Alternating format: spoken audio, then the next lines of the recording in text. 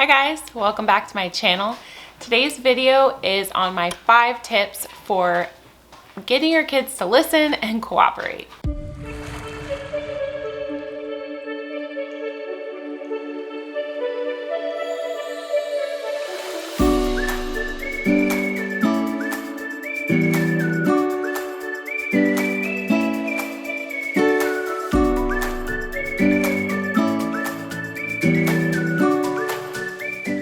When I first moved from the baby stage to the toddler stage with my first son, I needed some strategies to help me keep my cool and figure out how to connect with him and get him to listen, because let's be honest, toddlers are difficult. The things I'm going to share in this video are pulled from different books and different blogs and mashed together to be what works for our family. Don't get me wrong, we still have those days, we still have those weeks, we still have tantrums in this household, but these are things that really help me every day and I wanted to share them with you. So let's get into it. Tip number 1, ask yourself why not. Before saying that infamous word no to a toddler or preschooler, ask yourself, okay, is this dangerous for them? Is it dangerous for my property? And if not, then why not say yes? I know that for me, it's hard for me to say yes to something that's really messy or gonna make a lot of work for me, or something that just doesn't fit in my plan for the day. But if I can stop myself from saying no right away and just think, why not? Chances are I'll end up saying, okay, fine.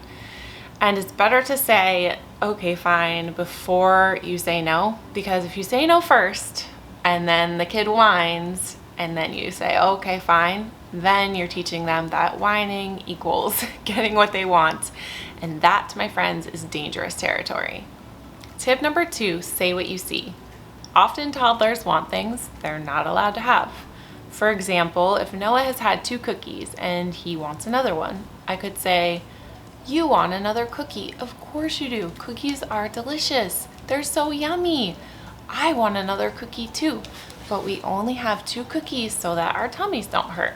You're still setting a firm limit, but you're taking that moment to let them know that you know what they want and that you know how important it is to them. Once a child feels understood, they're much more likely to cooperate. Tip number 3 is to use the phrase, show me the hard part. This phrase triggers my kids to focus on what the problem is and be able to articulate or show me exactly what's going wrong.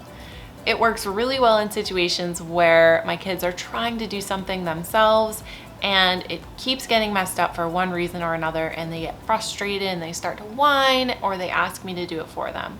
I can use this phrase, show me the hard part. It turns on their problem-solving brain and helps them to focus on exactly what the problem is. For example, if Noah is putting on his socks and he's having trouble, I can get down on his level and I can say, show me the hard part. And he's only 2, so he'll most likely still just try and do it without actually telling me. But I can say what I see then and say, you're trying to put your sock on, but it keeps getting stuck on your heel.